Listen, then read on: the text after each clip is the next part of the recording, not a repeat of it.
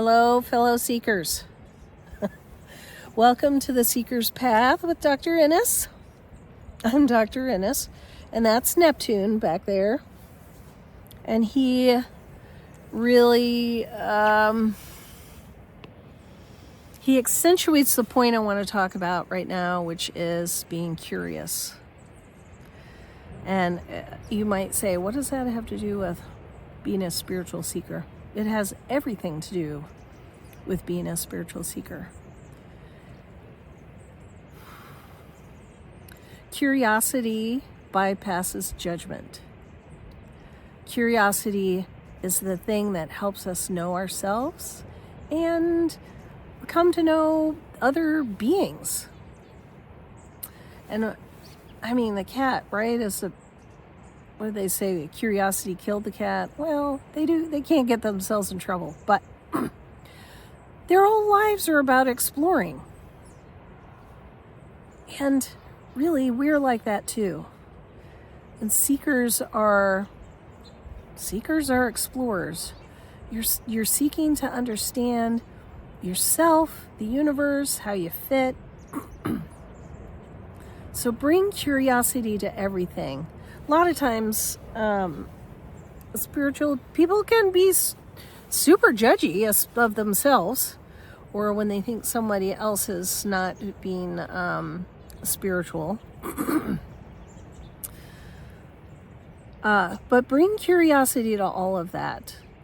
We can watch TV, watch the news, and how many times do you have that pang of watching a human do something we might judge as awful?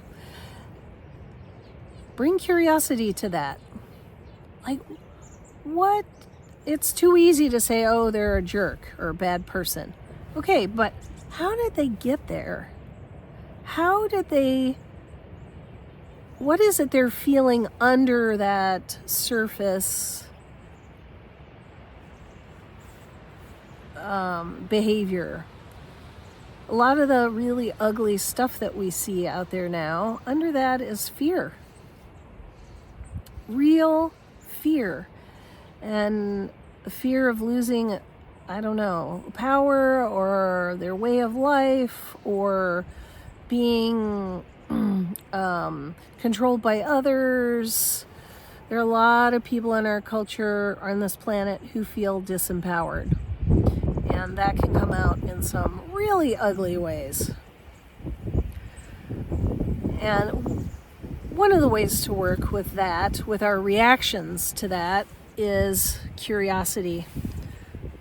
Being curious about what emotions might be driving that person.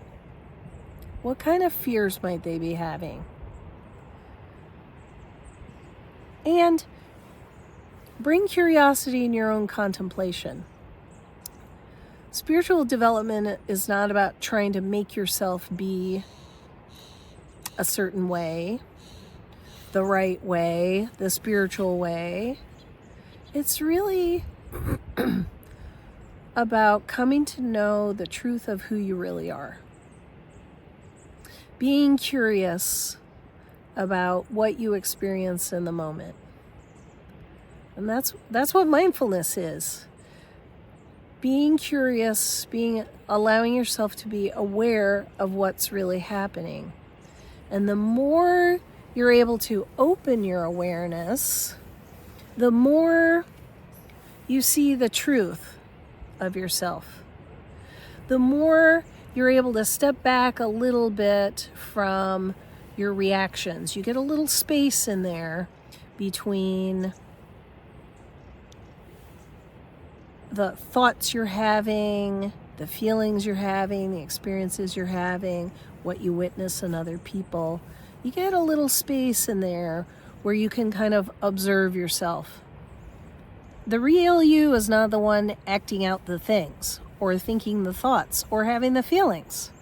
You're the one who's aware of these experiences. And bring curiosity to all of that. What's the truth of this? I'm experiencing this. What is the truth of this experience? What's really the truth of this anger or irritation or fear or hesitation or withdrawal or doubt. And these are not thinking exercises. These are not answers. You will not answer the curiosity in your mind. You will realize the truth by approaching all of your experience with curiosity and others, the world. And you will come to know the truth in your gut, in your heart, in your core. So experiment with that.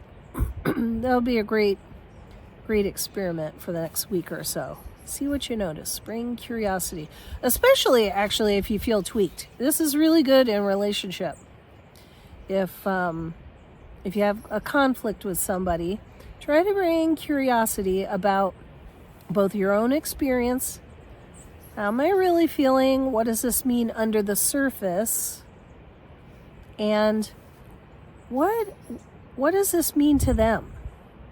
How did they come to believe that?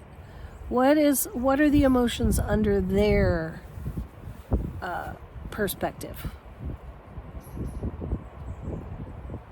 Okay, go forth. Be curious. I'll see you in the next video. Be sure to subscribe to the channel.